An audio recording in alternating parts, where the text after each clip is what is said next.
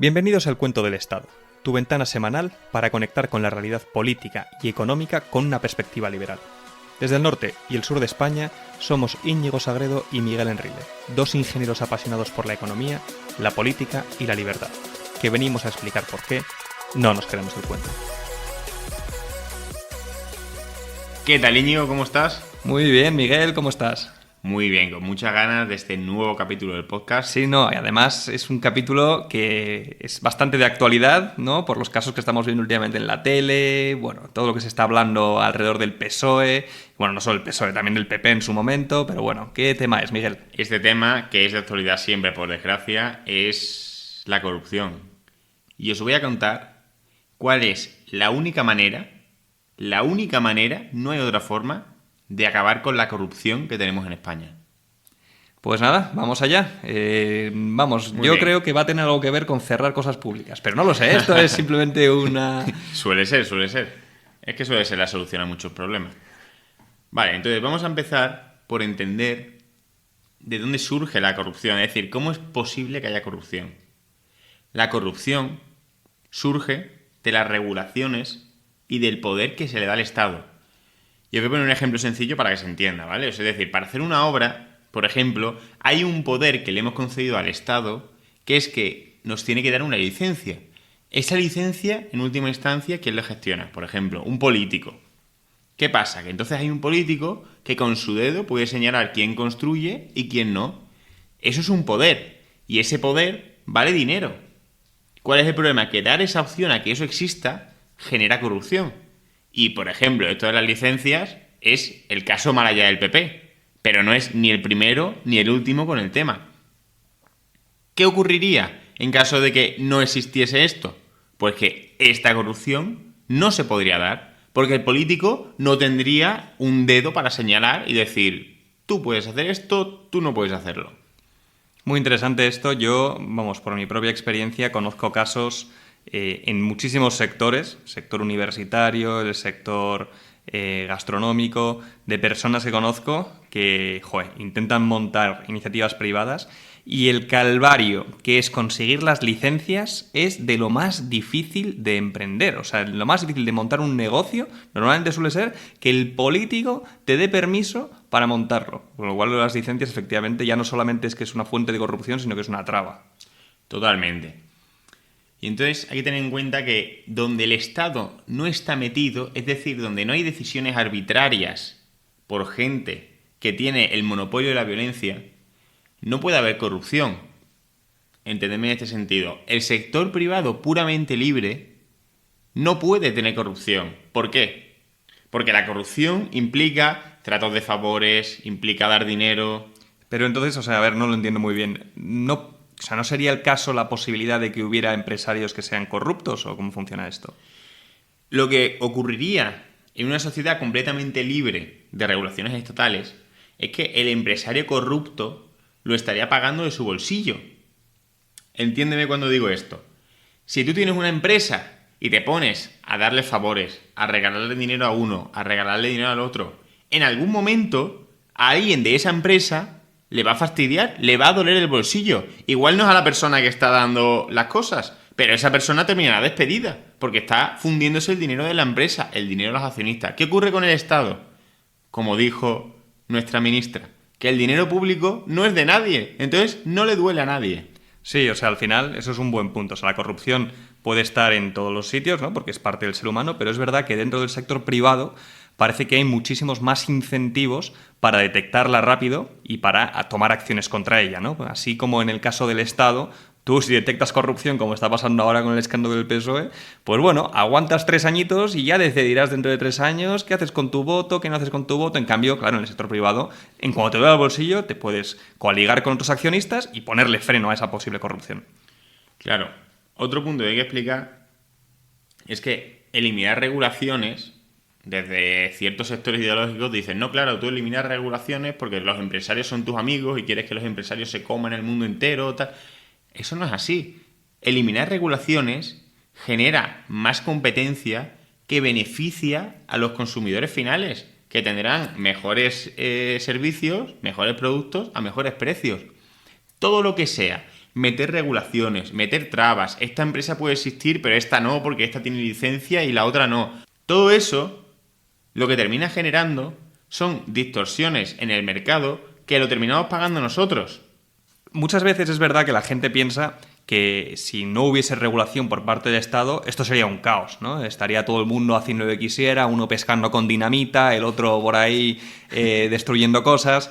La realidad es que, como siempre, si hay una necesidad, el ser humano tiene una serie de necesidades, si existe una necesidad real por controlar una serie de cosas, aparecerán instituciones privadas que serán capaces de ejercer ese control, de mantener, logs diferentes sobre qué se va haciendo, etcétera. Entonces, estas regulaciones, el Estado nos hace pensar que sin él todo sería un caos, pero no es así. Como hemos visto, hay muchos casos en los que el sector privado, sin ningún problema, puede regular los sectores que puedan existir. Imagino, por ejemplo, las auditoras, ¿no? Que son capaces de coger una empresa y decir, oye, esta empresa está cumpliendo este estándar, este otro estándar, este otro estándar. Entonces, sin ningún problema.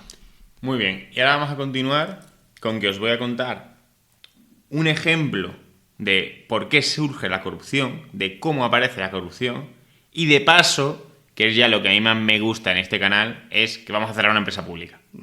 Me lo esperaba. Paradores. Paradores es la siguiente empresa.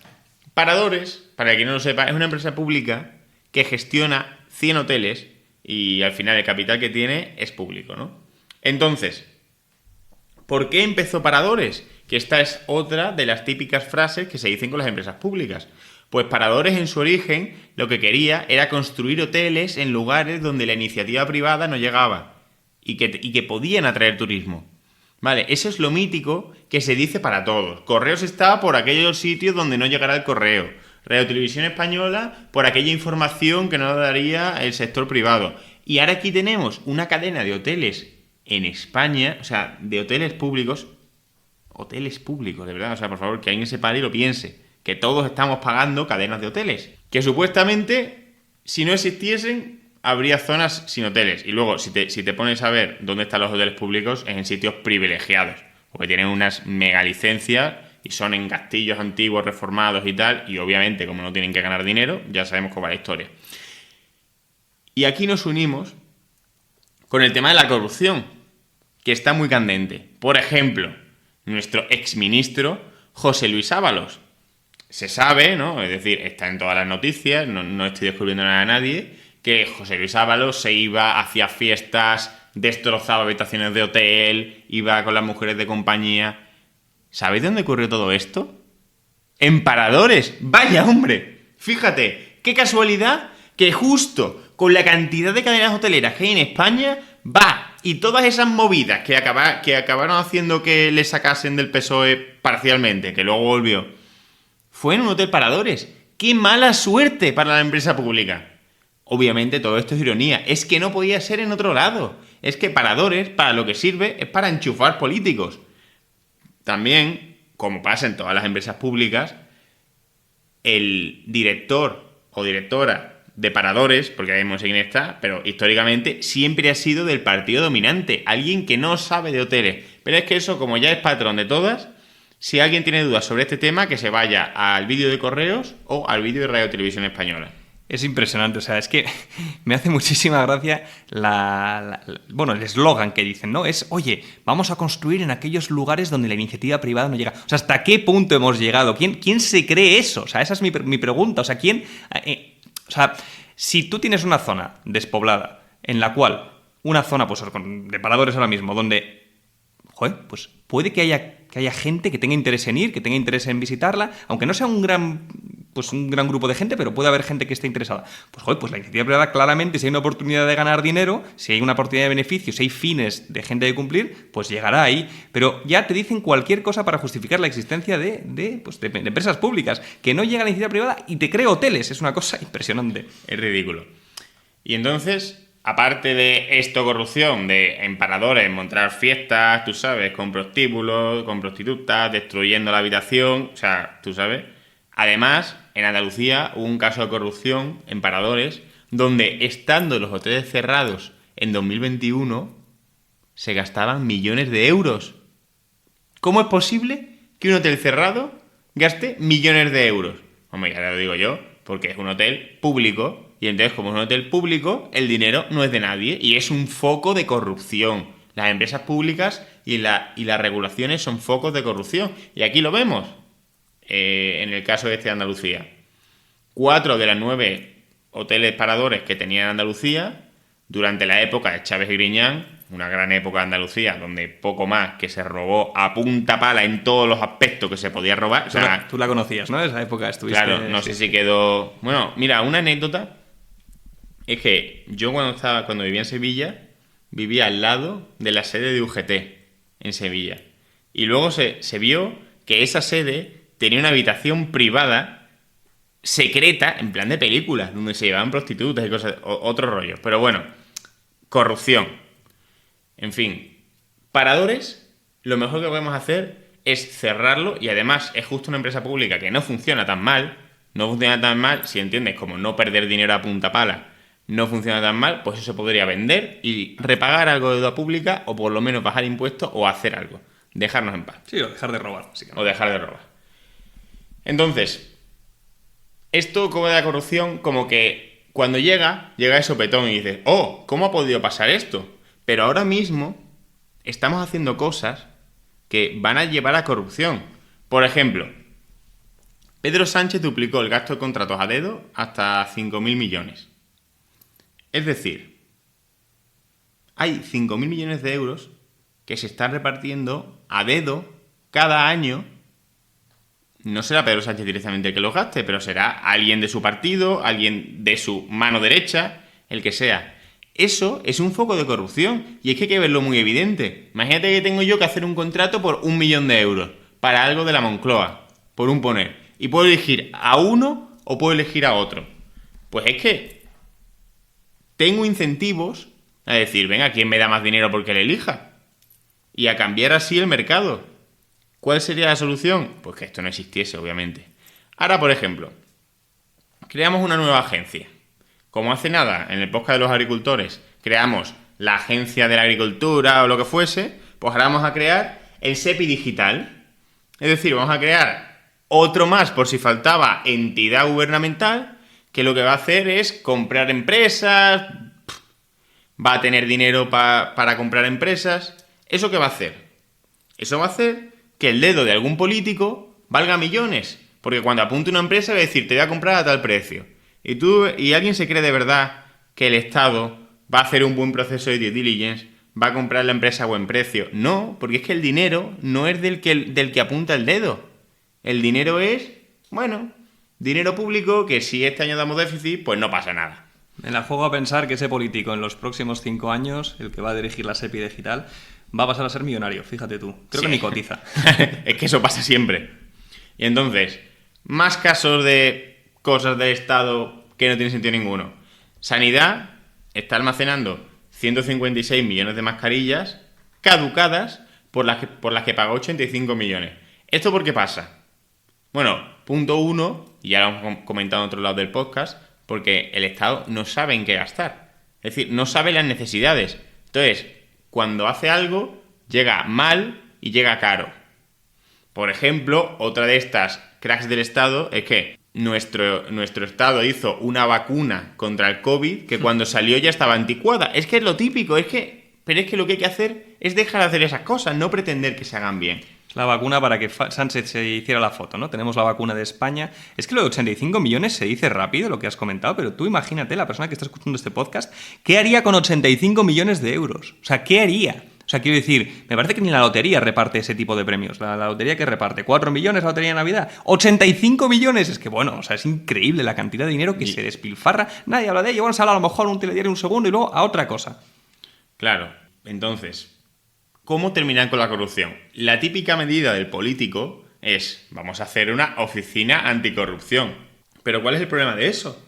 El problema es que estas medidas de oficina anticorrupción es poner a ellos mismos a controlarse. Es decir, al corrupto a ver que no sea corrupto. Es decir, no tiene ningún sentido. ¿Y dónde se ve muy claro? En su época, ya está muerto el partido, ¿no? Pero Ciudadanos propuso una ley anticorrupción que se votó en contra. O sea, ¿quién vota en contra de una ley anticorrupción?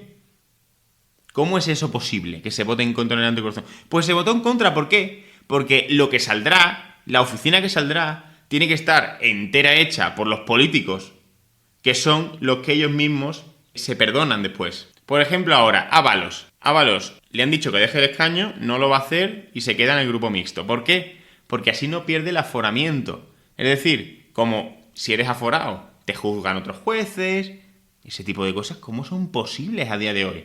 Pues el problema no es cómo son posibles a día de hoy, el problema es que vamos a peor en todos estos aspectos. Ciudadanos, que en paz descanse. Que en paz descanse. Vale, y ya para terminar, bueno, ¿cuántos casos de corrupción tenemos, más o menos? Pues hay una web que se llama casosaislados.com que va recopilando los casos aislados de corrupción. Pero es que esto ya no es de partidos, esto es de toda la clase política, porque la clase política es la que tiene el poder y es la corrupta. Y la única manera de quitarle no es pretender que los políticos no sean corruptos, eso no es real. La única manera es quitarle el poder para que lo sean, que no tengan la oportunidad. Tenemos abiertos, o han habido, 587 casos de corrupción. 587. Y esto entiendo que es desde que llegó la democracia a España, ¿no? Los 587 casos de corrupción lo que suponen es que ha habido un caso de corrupción al mes desde que empezó la democracia. ¿Es que de verdad alguien se cree que una solución como la de siempre, de una oficina anticorrupción, va a hacer algo? No va a hacer nada, porque son ellos mismos los corruptos los que se ponen en la oficina. 8.000 implicados. 8.000 personas implicadas en casos de corrupción. 8.000. Que te llenan un estadio de corruptos. Para que lo entendamos. Entonces, la salida de la corrupción está muy clara. Y es quitarle el poder al Estado, quitarle la opción, que no puedan. Es que no sean capaces de ser corruptos. Si le das la opción a que su dedo apunte y vayan millones en esa dirección, eso va a ser corrupto siempre. Cada empresa pública, cada adjudicación pública, cada licitación, cada licencia es sujeto de corrupción. Es decir, cada empresa pública puede coger, no cobrarle a uno, contratar a alguien que no se merece, tal. Cada adjudicación pública, cada licitación, pues sujeto de se la doy a mi amigo, de me cobro una comisión. Y también es muy importante lo que decimos siempre, que no nos creemos el cuento. O sea, esta es la corrupción que es directa. Es la corrupción que tú estás viendo y que está contabilizada como corrupción. Pero evidentemente, el hecho de que el Estado exista hace que, en primer lugar, obviamente los políticos vivan gracias al robo, pero luego que, oye, una vez dejas la política, llegas a una posición súper cómoda en alguna alta dirección de alguna empresa a la que hiciste un favor, extra. Lo que hemos visto ahora con Alberto Garzón, de que se va a una consultora de influencia política. O sea, tú imagínate el nombre, es que ya es descarado. Entonces, toda esa corrupción, que es la gran masa, no estamos hablando de ella, estamos hablando solamente de este tipo de corrupción. Pero tengamos en cuenta que existen las dos. El Estado, por el hecho de existir, tiene las dos. Una que es la descarada, que es la que estamos viendo ahora mismo, y la otra es un poquito, bueno, se tapan, ¿no? Se visten un poco mejor, tal, efectivamente. Claro. Y entonces ya para terminar, cada vez que un político hace algo, hace una obra, hace un proyecto, da una licencia, todo eso pasa por las porosas manos de los políticos, donde te están robando. Los casos del 3%, ese tipo de cosas, es que es lo normal que ocurra cuando le das a corruptos ese poder. Nuestra clase política, por desgracia, no va a cambiar. Por lo menos no va a cambiar a corto plazo. Intentaremos que así sea. Y la única manera de que esto acabe es darnos cuenta de que hay que quitarle el poder al Estado para que pueda hacer eso.